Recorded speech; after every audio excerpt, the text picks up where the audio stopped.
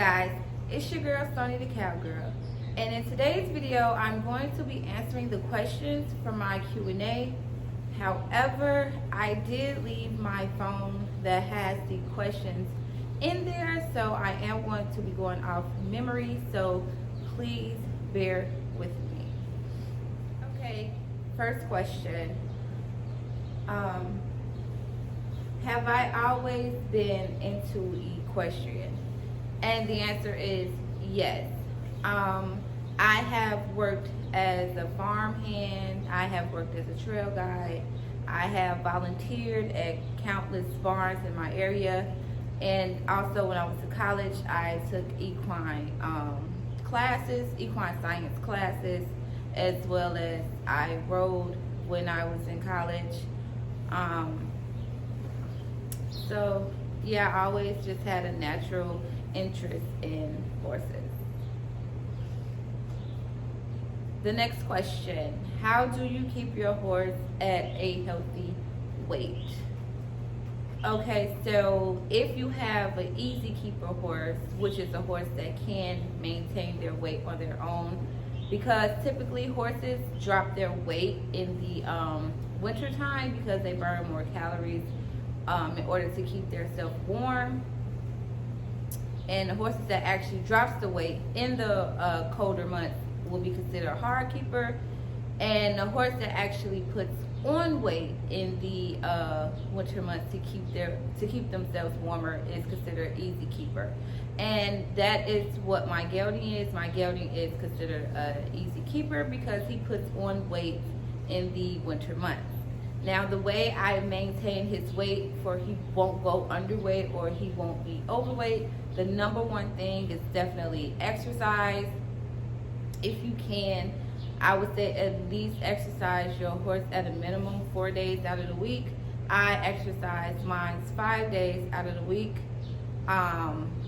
Definitely cut back on the grain. So if you have an easy keeper horse, I would not recommend feeding them anything that's high in fat, sugar, or protein. So like your corn, the sweet feed, I would stay away from those type of grains. If you're at a boarding facility and that is the only type of grain they offer, you can just ask them to give them a handful, or you can supplement it with your own grain. Substitute it with your own grain, which is, you could substitute it with the maintenance grain. That is what I give my gelding. It just basically provides him with all the minerals and nutrition that he would need, that the forage may lack. So it's very low in sugar, very low in fat, and very low in protein. Another thing that you can change up is the hay. So I give him a mix between the alfalfa and Timothy hay. Alfalfa is rich in protein, but it provides a lot of the good minerals that they need. So the Timothy, when we mix them with the Timothy, balance it out, and it's more Timothy than it is alfalfa. So, and of course I give him about 1 to 2 flakes. Now when it gets warmer, of course we all love our horses to graze. So I will minimize the time that I allow him to graze outside, and I don't start grazing him until after the first cut of the spring grass, because if you graze him before then, the grass is very high in sugar. Another thing you can do if you have an easy keeper is you can double bag the hay nets, or start to use the hay net if you don't. This way, if you double bag it, it makes the horse work harder for their food, and it also allows them to eat slower. Now, if you have a hard keeper horse, I would do the opposite of everything that I just said. I had a mare, and she was actually a hard keeper. She would drop weight in the winter time, so what I did was I got a grain that was high in fat, high in sugar. I fed her alfalfa pellets, as well as alfalfa hay. So I just doubled up her portions just by a little bit, and then once she started to maintain the weight, get at a solid weight, I would just go to a regular portion feeding, and also still exercise, because even though you have a hard keeper, you don't want to just keep feeding, and then they start putting on the weight and then they end up getting overweight. So you still have to balance between the correct portions and amount of feed that you give them with exercise. Another good thing is to know your horse's average weight. That would be another great thing to base your horse's diet off of. And it's always, if you're still stuck, it's always best to consult your vet for any dietary needs. The next question was more of a personal question. It was, what state am I in? I am in Illinois. More specifically, I am in the south suburbs of Chicago. Another question was, how do I hold my seat when I'm riding my horse full speed? I may not be saying it verbatim, but I know it was on the lines of that. But to answer your question, balance. Pretty much, once you get the rhythm of your horse and their gallop, you just pretty much flow with them. You go with them.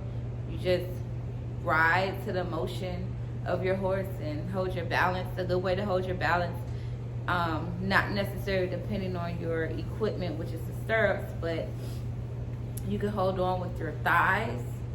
So, and just move as freely as your horse is moving, and just go with your horse rhythm and ride it out. Another question was, how did I get into horses?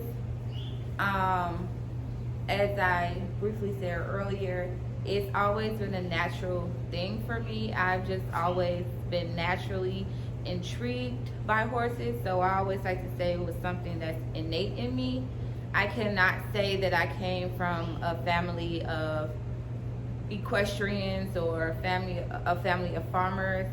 I mean, my grandmother did take me for one riding session when I was maybe like 5 years old, and that is the only horse experience that I had. But after that, I just always been naturally intrigued by them. I can't honestly say, my dad or my mom had horses. No, it's just always been my thing. Another question was, do I have my own farm? And the answer is no, at least not at the moment, but it's definitely a goal that I'm working on. Hopefully I will have my own farm within the next, I'm gonna say 2 to 3 years, maybe sooner.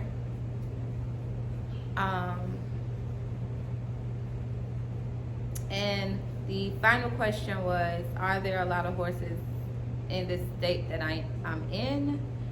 Well, just speaking pretty much just kind of for the Midwest, as far as I know, yes, there are a great deal of farms, as well as a great deal of cowboy and cowgirls in the area. So I would say it's a pretty good number of equestrians in the Midwest. Well, that is all the questions that I had. So I appreciate you guys asking me your questions. This was really fun. I really liked the questions, so I'm definitely gonna do another Q&A. If you haven't already, like and subscribe, and stay tuned for weekly horse videos.